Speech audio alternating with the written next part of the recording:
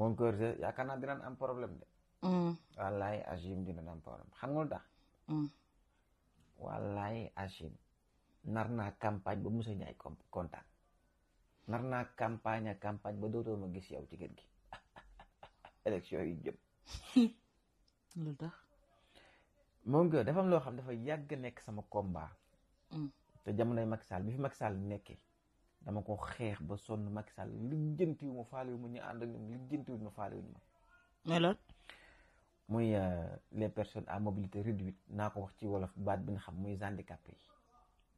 waaw. ñooy jéggulu ci kàddu googu parce que dama fee toog indi fi dossier wu handicapé and sport maanaam suñu mbokk handicapé yi doon def basket dem ci Égypte jël fa 3e place. wallaahi. ñëw président Macky Sall na du leen recevoir ba nii may wax ba sànq recevoiru leen. c'est ça. ñu am position bu ñu joxoon handicapé ci ay élection xam nga lu leen doon jëriñoo doyee ñun. bu élection jub see rek politiciens yi dem ci Serigne yeeg Mamadi ñu def leen ay yëf yu ñuul ak yu nangam ñu dem sarax leen ko sacrifier leen.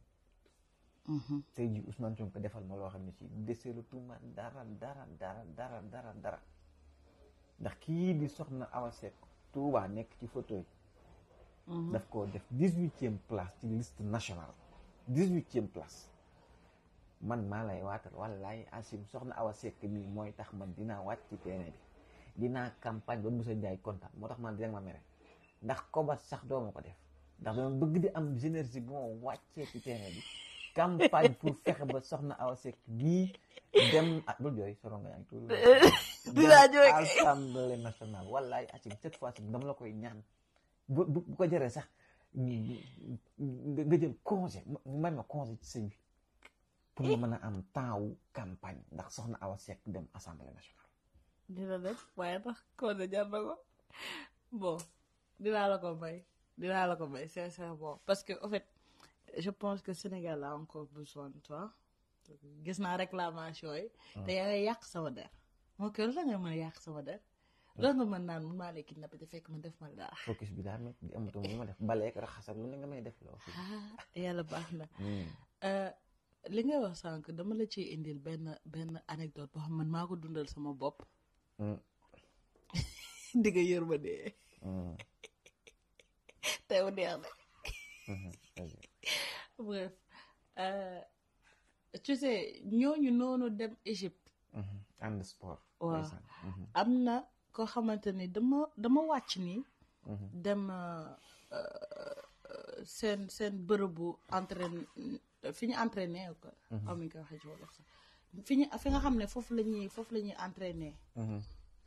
ma dem fa mais y avait un gars boo xamante ni moom dañ ko doon secouer bu baax.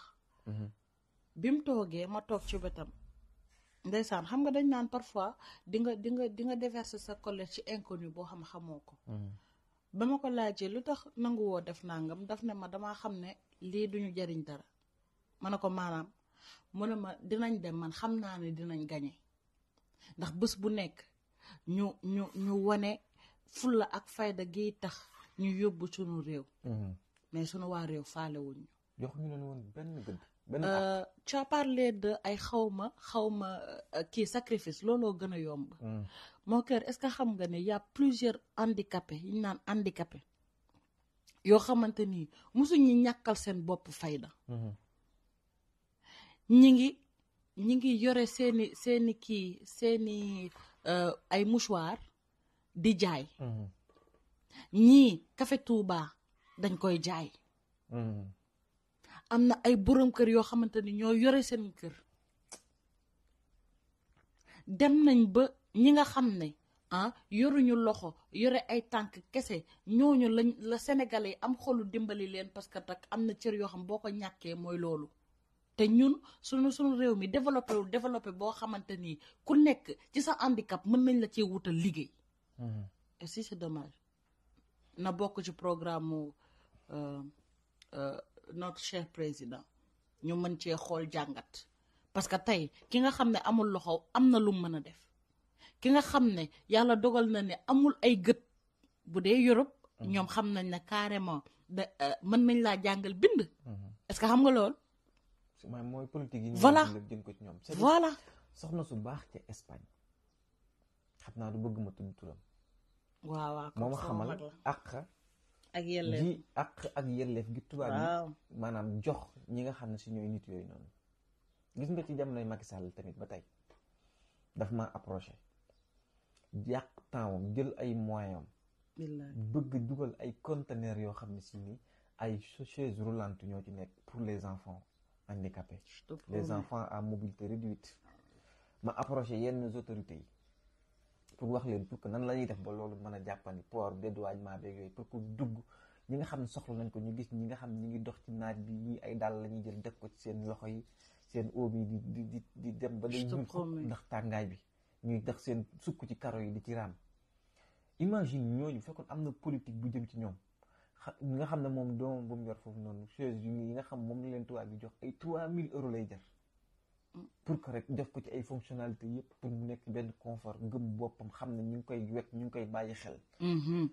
ñun société sénégalaise ñu am ñun suñu politiciens yi am côté boo xam ne ñoom duñ ko xoolee ñooñu noonu nga xam ne si ñun lañ bokk te ay nit yu war a gëm seen bopp la ñu war a bokk société bi ñu war a jàng ñu war a liggéey ñu war a nekk ci administration.